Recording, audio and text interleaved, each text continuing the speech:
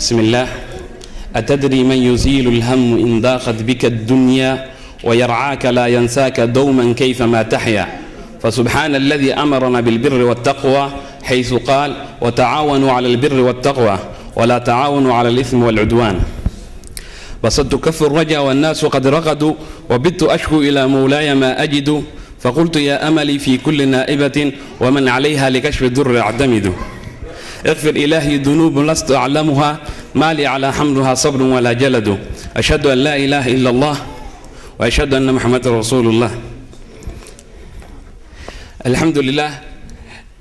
waxaan soo wadnay barnaamij oo uu dalada iyo dhalinyarada lagu wadaayo 3 maalin. barnaamijka gabagabadiisa ayaan soo gaarnay. ilaahayna wuxuu leeyahay wa tacaawanu cala albirri wattaqwa. faleen dhammo u istaagtay waxay ku istaagtay inay tacaawunkaas birriga la iskala wada qaadato. alxamdulilah waalidiin badana ka soo qayb galay. barnaamijkaas ayaan qaadan doonaa. barnaamijku wuxuu ka goobnaa doonaa aayado quraan lagu bilaabanayo iyo waalid iyo lajnada mid mas'uulka ah oo barnaamij daadiheenayo arday oo barnaamij daadiheynayso sidoo kale imaamka masjidka oo kelimo leh waalidiinta kamid oo goobjoog ahay oo barnaamijka nala qayb qaatay oo nala joogay oo barnaamijka nala fuliyay oo dhaliisheena wanaageena waxa dhan og ayaa asna sidoo kale kelimad leh. sidoo kale maamulka masaajidka ayaan ka maqnayn kelimadiisa. sidoo kale waxaa jiri doona walaalaha kamid oo barnaamijka siinayo oo warbixin ah walaalaha ka qayb galay example barnaamijka shaqada wax ka qabtay na siinayo. waxaan ku bilaabanaynaa aayadaha quraanka wax lagu bilaado waxa uu fiican aayadaha quraanka waxaan noo akhri doona Abdulwahid Maxamed Xasan falyatafadal mashkuuran. Abdulwahid.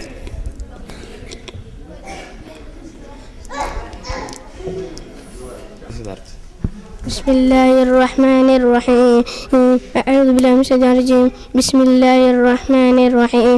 إذا وقعت الواقعة ليس لوقعتها كاذبة. إذا وقعت الواقعة ليس لوقعتها كاذبة. إذا رجت خافضة الرافعة. إذا رجت الأرض رجا وبست الجبال بصا فكانت هواء منبثا وكنت الرحيم. السلام عليكم ورحمة الله وبركاته. walaalayaal waxay ahayd arrinkan mashruuc yar oo iska basiid ah ee fikir yar oo sahlan ku bilowday taasoo danta laga lahaa ay ahayd ilaahay dartii muraad kale iyo dan kale oo laga lahaa aanan jirin ayadoo la fiirinayo ubadkeennii inay iskuulaadkii ay fasax ka yihiin annaguna aan haysano masaajid aada u weyn suurtagalna ay noo tahay inta ay wax kale ku mashquuli lahaayeen in intaasi ay ku mashquulaan khayrka iyo wanaagga waxay ahayd in yar oo tijaabo ah tijaabadaasoo aan isku fiirinaynay ma fulin karnaa inaan ubadkeenna meel isugu keensanno ma suurtagal ma tahay in ubadkii ay yacni isla wada seexdaan isla wax wada cunaan salaad wada dukadaan khayrkii iyo wanaaggii laga faa'iido shaki badan baa ku jiray dadkeenaan fulinay laf ahaanteena shaki baa nagu jiray ummadda kaleeto waxa ay isdhahayeen waxaana wax dhici kara ma ahan laakiin falilaahi alxamd ilaahay mahadiis ilaahay baa sahlay marka haddii ilaahay nicmad uu noo kordhiyane yacni waxa waaye yacni nimcadaasi waxay tahay waxay kusii hagaagayso waa in ilaahay lagu mahad celiyo. waxaa jirto sheeko oo nin Suudaan iyo nin Soomaali ayaa shaqo la siiyay leeyahay shaqadoodu waxa waa inay seexdaan sariiraha ay ku seexdaan markay dadka soo socdaan xaysiin camal bil markay shaqeynayeen ay waxay yidhahdeen anaga waa daalna fasaxa rabnaa war ninkaan shaqadiisa ay tahay jiif bas hadduu baxo muxuu sameynaa calaamad su-aal soo maa annaga waa shaqeynay alxamdulilah reer falan dhan way shaqeeyeen fadhiga way ka kaceen shaqo fiican ay qabanay alxamdulilah ilaaha noo garab galo waxaa jira waalidiin habeen iyo maalin na garab taagnaay qaar ilmo aanun ugu jirin oo na garab taagnaay qaar sidoo kaleeto oo waqti extra dhiibay waalidiintaas qaar ka mid ayaa jecelnahay inaan magacaawno waxaa noo magacaabaa insha allah shukri yuusuf falyatafadal mashkuuran shukri bismillaah arrin aad u fiican ayaan qabanay maalmahan inkastoo dadku dhan ka qayb qaateen khaas ahaan dad khaas ay kasii qayb qaateen waana arrin loo baahan yahay bal bismillaah maxamed jamaaco cabdiraxiin دكتور ياسين الشيخ عبد الواحد ظاهر إسماعيل علي محمد شيخ عبد العزيز بليلة الشيخ عبد الله كرامة محمد حسن علي فارح عثمان شبال عبد القادر ورسمة شكري يوسف عبد الرحيم قال كعيو عبد القادر موسى عمر دقمايو عبد السلام إبراهيم خالد عبد العزيز محمد عبد الله موغيرة مودي يهويو ينقار كميدة ضمان وحلو باين عرنتا إن لو ود يستاغو هدان لو ود يستاغو لسقرب قبصني وحاو مسعونيان marka waxaan kusoo gabagabaynayaa wabillahi tawfiiq iyo wada kulan. Det är ljuset på dagen och mörkt på natten. Vi behöver dagen för att kunna arbeta, gå i skolan och leka. Och vi behöver natten för att kunna vila, sova. Han har gett oss öron, vi kan inte höra utan våra öron. Och han har gett oss ögon, vi kan inte se utan våra ögon. Han har gett oss luft. Vi behöver luften för att andas. Utan luft kan vi inte leva. Så vi tackar Allah för allt det här. Och vi älskar honom för allt det här.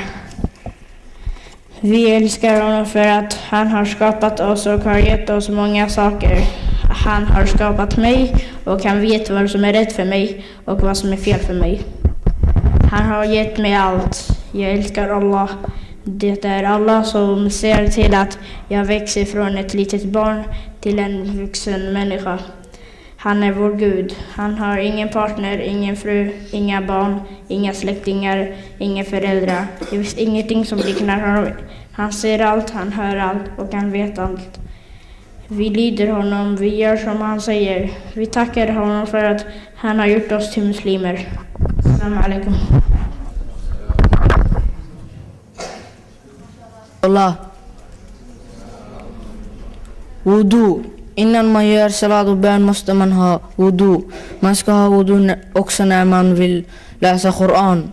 Man ska inte alltså be, inte heller röra vid Koran om man inte har wudu. Så här gör du wudu. Börja med att säga Bismillahirrahmanirrahim. Tvätta händerna upp till handlederna 3 gånger. Tvätta först höger hand, sedan vänster hand. Se till att vattnet når mellan fingrarna.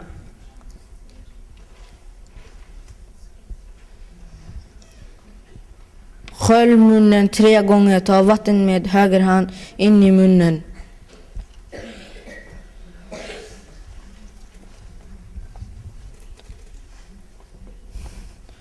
Skölj näsan 3 gånger genom att dra in vattnet i näsan och sedan blåsa ut.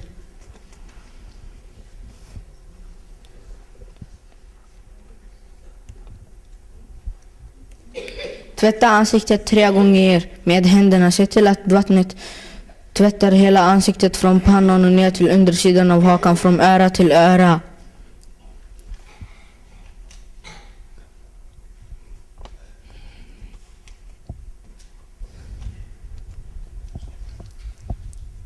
Tvätta armarna 3 gånger från fingertopparna till armbågarna. Tvätta först höger arm och sedan vänster arm.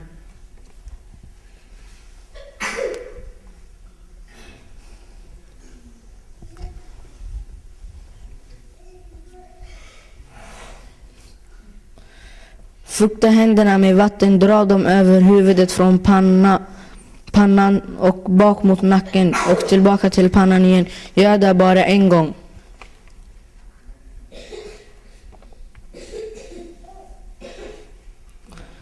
Tvätta öronen nu med båda händerna. Du gnider inuti örat med pekfingret och bakom örat med tummen. Gör det bara en gång.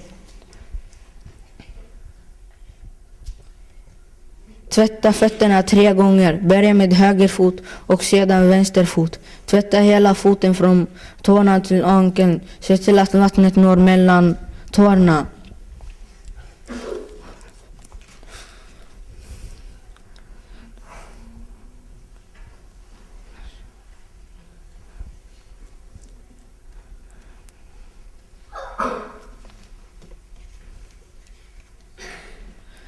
Efter det säger du shahada. Ashhadu an la ilaha illallah wa ashhadu anna Muhammadar Rasulullah.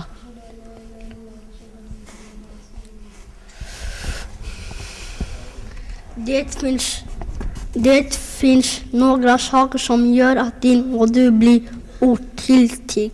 Det betyder att otålig. Det betyder att de tar bort och du kan inte be innan du har gjort en ny och du.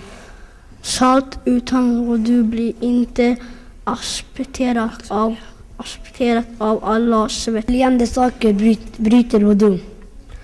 Om någon kommer ut från könsorganen och andningstarmöppningen, så urin, avföringen och att släppa ut luft och ta bort wudu.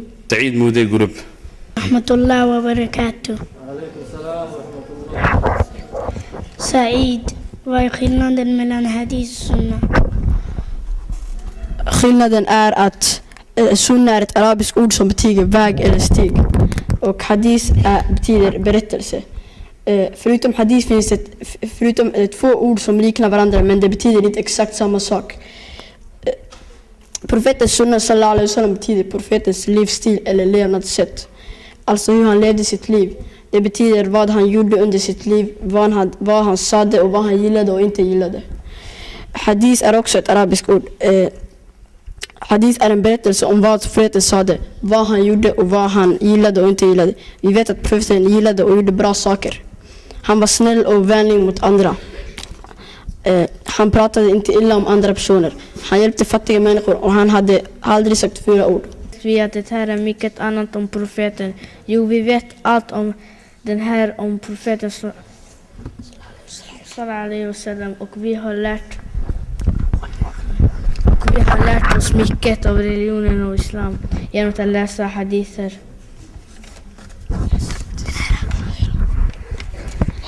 Det har profeten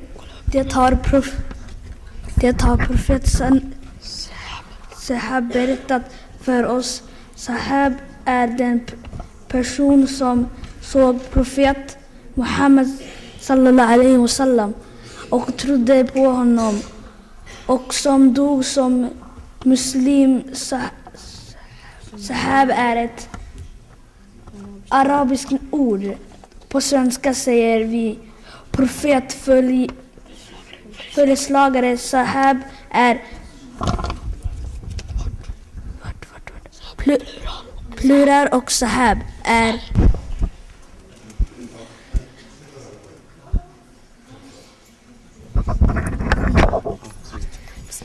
Assalamu alaikum wa rahmatullahi wa barakatuh. Zakaria, varför behöver vi profetens sunna och hadither?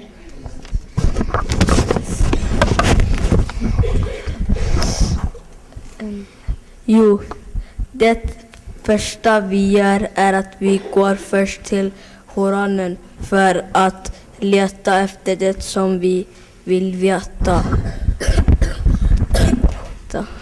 Men alltid är det ingen förklaring i Koranen. Därför går vi till hadisen om vi inte hittar något i Koranen. Ska jag läsa den ner eller? Va? Därför finns det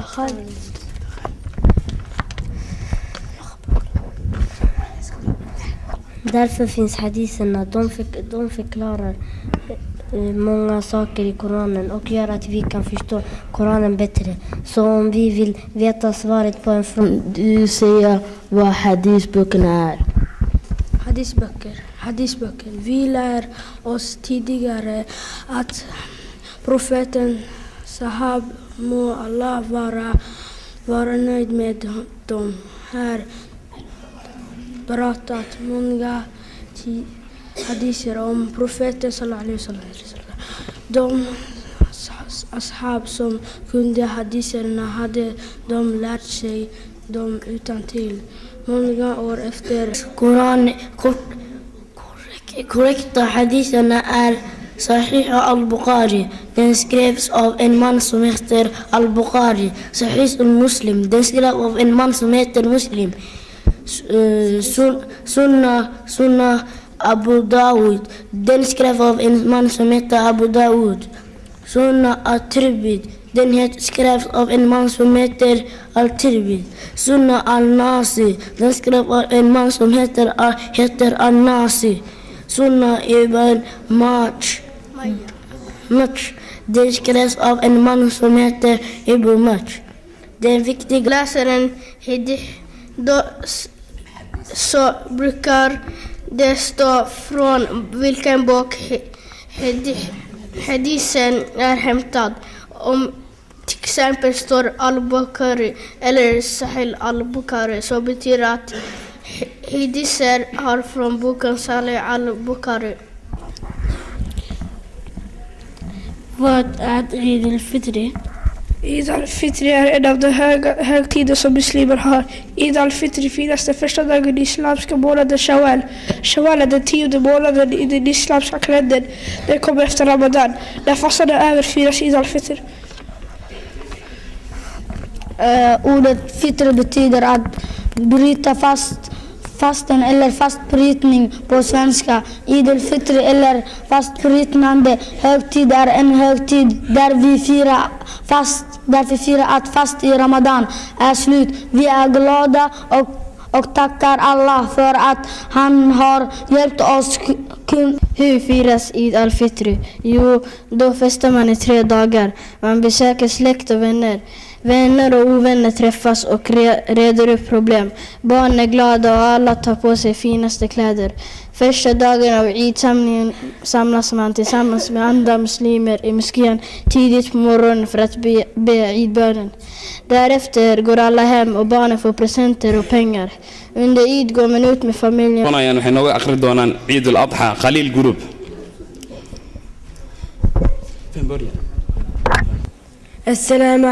Assalamu alaikum wa rahmatullahi wa barakatuh. Khalil, vill jag fråga en sak? Ja. Vad är Eid al-Adha? Eid al-Adha är den andra av de 2 högtider som muslimer har.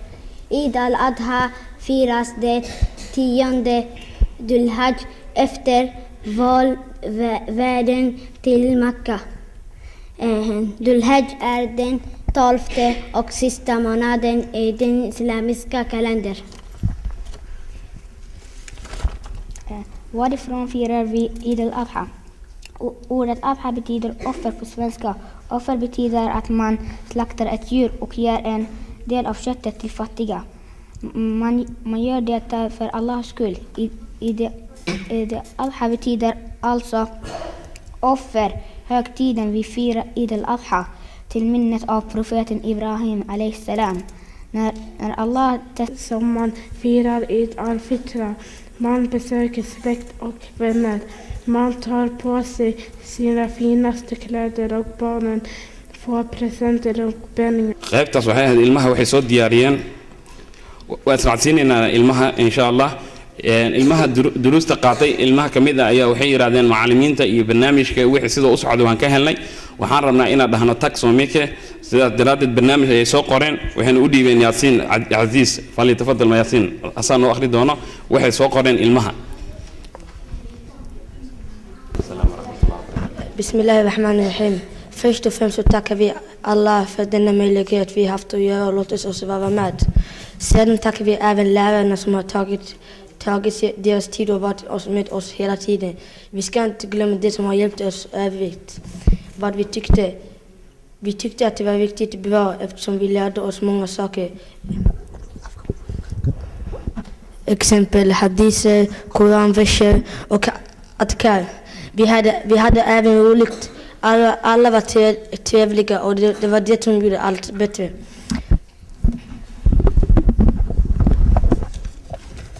Framtiden. Vi skulle absolut vilja att det skulle ske oftare. Vi skulle gärna vilja att det till nästa gång skulle vara längre än 3 dagar. Det jag vill säga till sist är att jag vill tacka alla vuxna för att de var orsaken till att vi lärde oss ganska mycket. Specifikt de som sov med oss.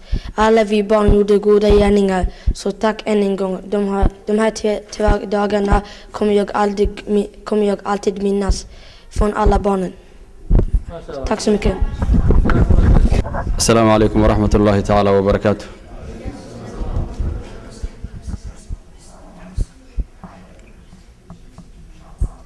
waxaan u malaynaa af soomaaligeena iskaga hadli karnaa insha allahu ilaahay tawfiiqda hana waafajiyo ka warrama meeshan horta la soo istaago la hadlo way sahlan tahay soo maaha way sahlan tahay meeshan la soo istaago aad bay u sahlan tahay nin gabyaay oo carabi wuxuu leeyahay la astashilanna as-sa'ba aw adraka al-muna faman qadat al-amalu illa lisabiri wuxuu leeyahay ha gaarto meel walba si walba ha noqoto la astashilanna as-sa'ba wax walba adag fudaydan ka soo dhigana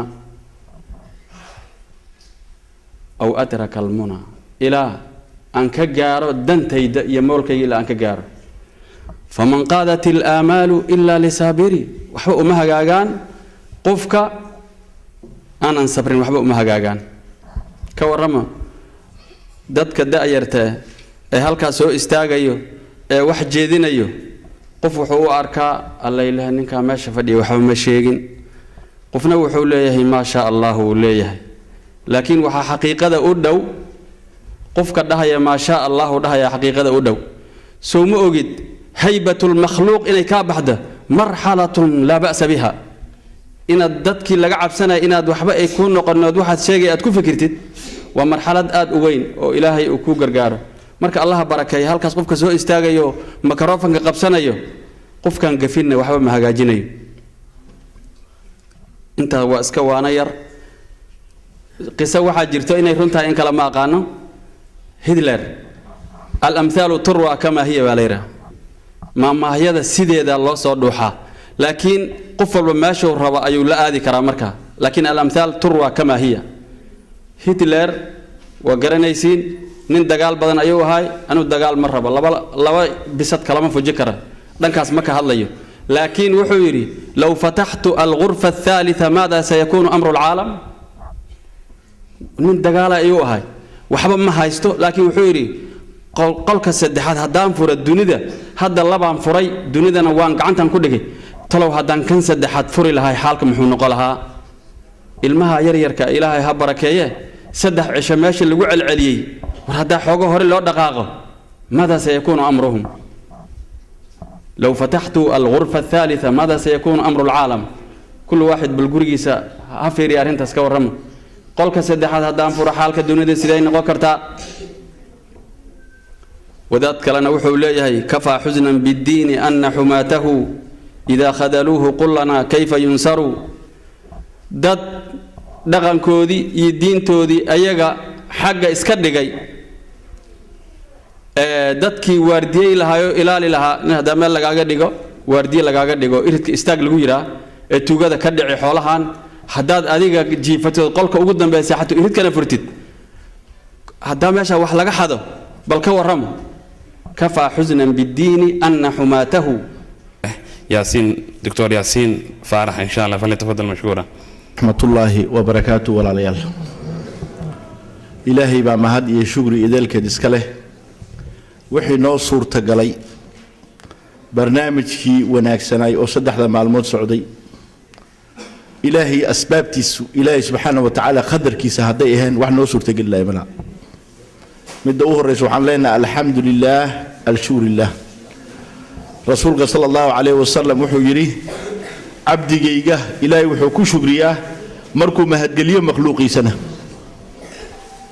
waxaan kaloo leenahay aad iyo aad baa walaalayaal u mahadsantihiin haddaan ka soo bilaawno idaaradii haddaan ku soo xijinno macallimiinta haddaan ku soo xijinno waalidiintii haddaan ku soo xijinno ardaydii anigoo ku hadlaya magaca waalidiinta intaasoo shucuba intaasoo qaybood waxaan leeyahay aad iyo aad baad u mahadsantihiin bini aadanka juhdiga wuxuu gariyo meel buu gaaraa markii la yidhi doctor yaasiin waxaan u malaynaa rag badan bay su'aal badan ku laabatay DR-ta intay ka socotaa waxa way mid uu iska qaatay ma alxamdulillaah waa mid ilaahay siiyey uu shahaadana u haysto una xaq u leeyahay in magaca loogu yeero marka walaalayaal taas yaani waxa ay xoogaa shucab bixidda talabaad waxaan leeyahay bini aadanka juhdi baan sameynay juhdigu meel baa laga gaari karayaa tani waxay ahayd dadaal la sameeyay dadaalkani waxa weeye haddii halkiisa laga wado meel buu ku ambagaarayaa uuna gaarayaa waxaan ku dardaarmin lahay waalidiinta macallimiintaasi si gaar ahaan ilaahay subxaanahu wa tacaala khayr ha u siiyo taasoo loogu qaybinayo ardayda shahaadooyin aquuna عامر إبراهيم أحمد فليتفضل بالمنبر إن شاء الله. أولا بسم الله الرحمن الرحيم الحمد لله رب العالمين له الحمد والشكر على جزيل نعمائه ووفير آلائه أطفالنا أكبادنا تمشي على الأرض أيها الإخوة إنه من دواعي سروري أن أشترك معكم في توزيع الشهادات هذه ولا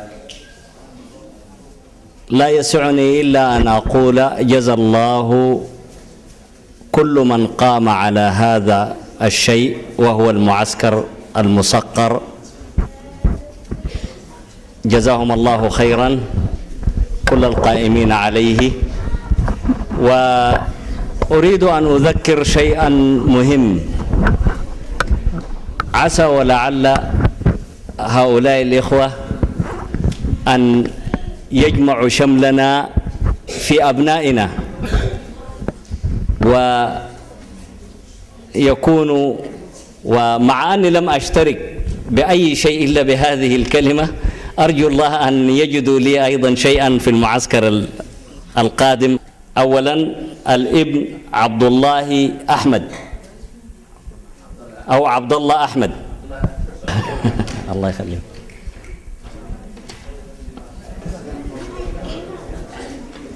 الابن محمد عبد الرحيم أهلا وسهلا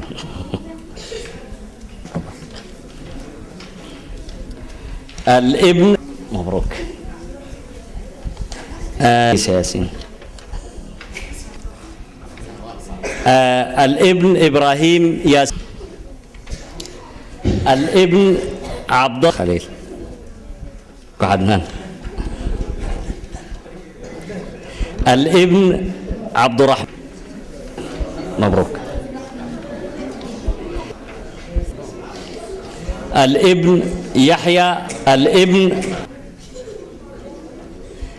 حسين مبروك حسين الابن مبروك سعيد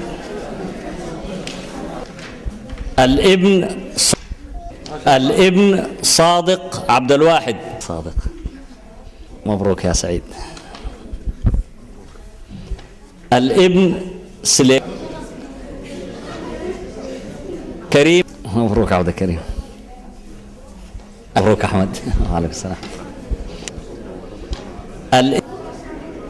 مبروك عبد الوارث الابن تريد تسلم. اوكي مبروك مبروك. مبروك شكرا جزاك الله.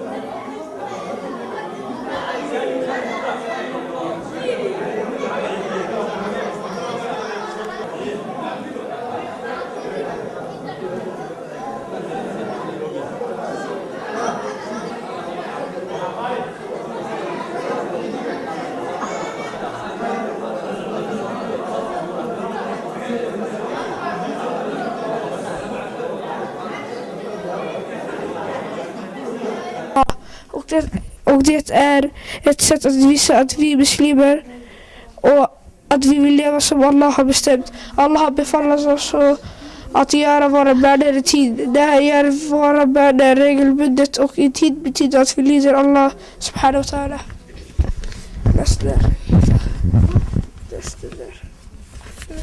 Förrätt bönen är för de troende kunden till bestämd tider. Vilket betyder att bönen är obligatorisk för de som är troende och man ska be på de tider som bönen har. Bönen har lär oss ordning och nät eftersom det är något som vi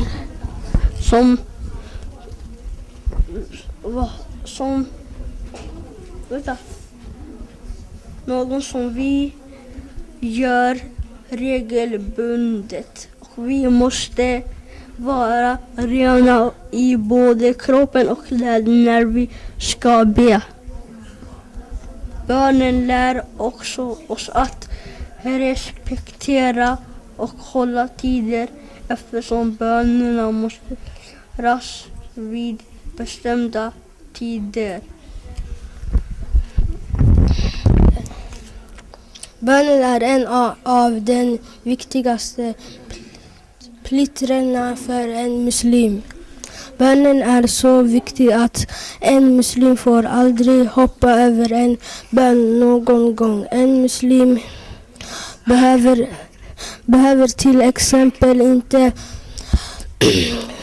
till exempel inte fasta om han är sjuk. Men man kan då fasta den dagen som man har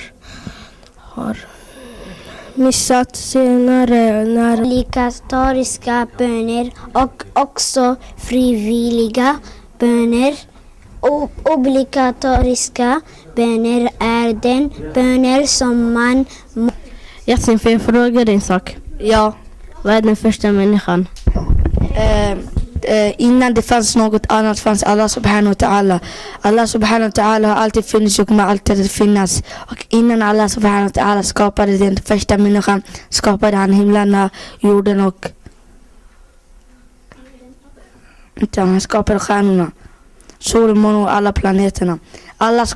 Allah skapade haven, skogarna, bergen och floderna och träden och han skapade djuren och fåglarna. I början fanns det inga människor på jorden. Allah sa till änglarna att han kommer skapa människor som ska leva på jorden och ta hand om den.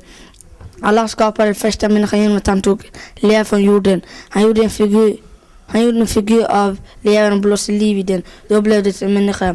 Den första människan var en man. Han hette Adam och Adam var den första profeten. Sedan befallde Allah änglarna att buga för Adam. Alla änglar gjorde som Allah sade, utom Iblis, Satan. Iblis är en djinn. Det står så här i Koranen. Och när vi befallde änglarna att buga sig inför Adam följde ner utom Iblis som vägrade föll av högmod och blev en av dem som förnekade sanningen. Iblis var högmodig. Han tyckte att det var finare och bättre än Adam eftersom han var skapad av eld och Adam var skapad av lera. Det var därför han inte lydde Allah och vägrade bygga sig för Adam. Därför straffade Allah Iblis och utslöt honom från hans barmhärtighet. I Koranen sura 7, vers 12 står det: när Allah frågade Iblis varför han inte föll ner för Adam, svarade Iblis: jag är bättre än han. Jag skapar mig av eld. Nej, du har skapat mig av eld, men du skapar han av lera. Allah lärde Adam namnen på allt som fanns. Efter Adam skapade Allah en kvinna som hette Hawa, Eva. Hawa var den första kvinnan och hon var Adams fru. Adam och Eva i paradiset. Adam och Eva bodde i paradiset Jannah. Allah sa till Adam och Eva att de fick äta frukter från alla träd i paradiset utom en viss träd. Allah sa till dem att de inte skulle närma sig till trädet och inte äta trädets frukt. Det lydde Allah och de gjorde som Allah sa till dem. Salam alaikum. Wa alaikum salam. Vem är Ibn Umar? Ibn Umar, må Allah vara nöjd med honom, berättar Allahs budbärare. Allahs frid och välsignelse vara med honom. Sade: vid Allah, jag har befallt dig att kämpa mot människor tills det vittnar att det finns ingen Gud förutom Allah och Muhammed är Allahs budbärare. Och du utför de bönerna och ger al-massur zakat. Så om du fullgjort det, då det sparar deras liv och egendom. Från mig undantagande för islamiska lag, och deras räkning ska vara endast åt Allah, den allsmäktige. رضي الله عنه أن رجلا قال للنبي صلى الله عليه وسلم أوصني، قال لا تغضب، فرد بمرار قال لا تغضب. رواه بخاري ومسلم. الله العظيم.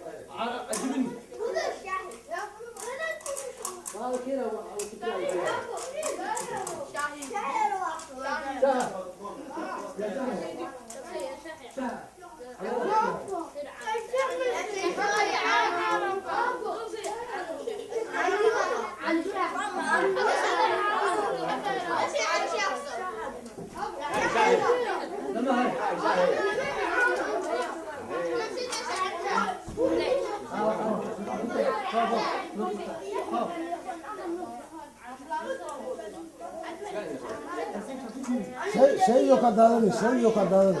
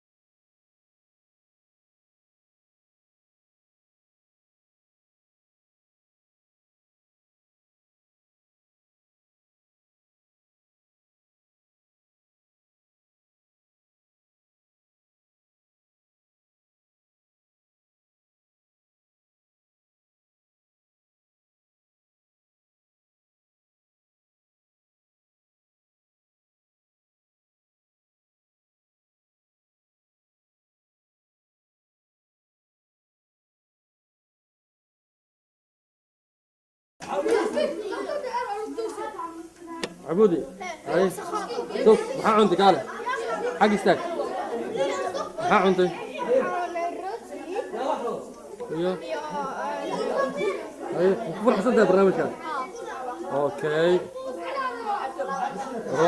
barnaamijkan waxaa ku jirnaa barnaamijkii oo fiicnaay oo laga faa'iideysanayo saddexda maalin hadda joognaa maalinta ugu labaad waaye hadda waxaa cunana quraaca cunana haddana waxaa aadnaa waa soo dawaalinaa kooxna waxaa aadaysaa banaani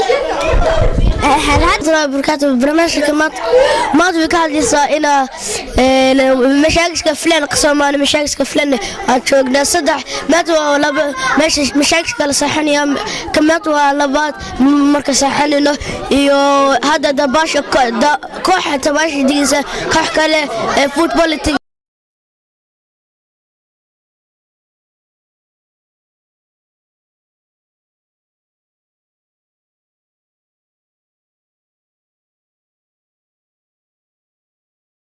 تدفع على أدربا وحال شوقي صدح بري لكن لابا بري وحرك ولا شحده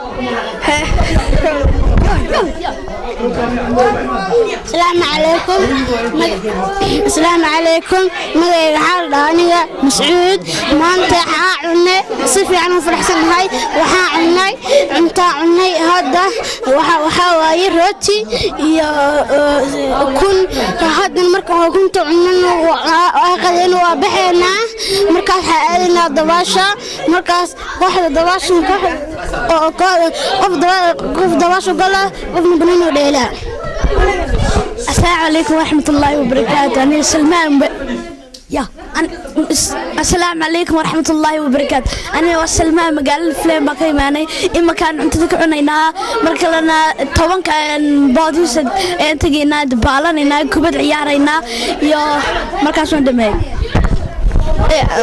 أنا محل عبد الوحيد هذا أنت عنا أدرع وديرنا ما ينيك دبال على عندك وين كنا بنون عيارنا مقعد وعنان وكفر مقعد عنان واحد شو مجالس كفليان ما توقع واحد كفر حسن ما تصدق شير بس احنا مجالسك markii tobanka gaadho tagna soo badalna oo soo ciyaarna kubad oo soo faraxsanaanina bye bye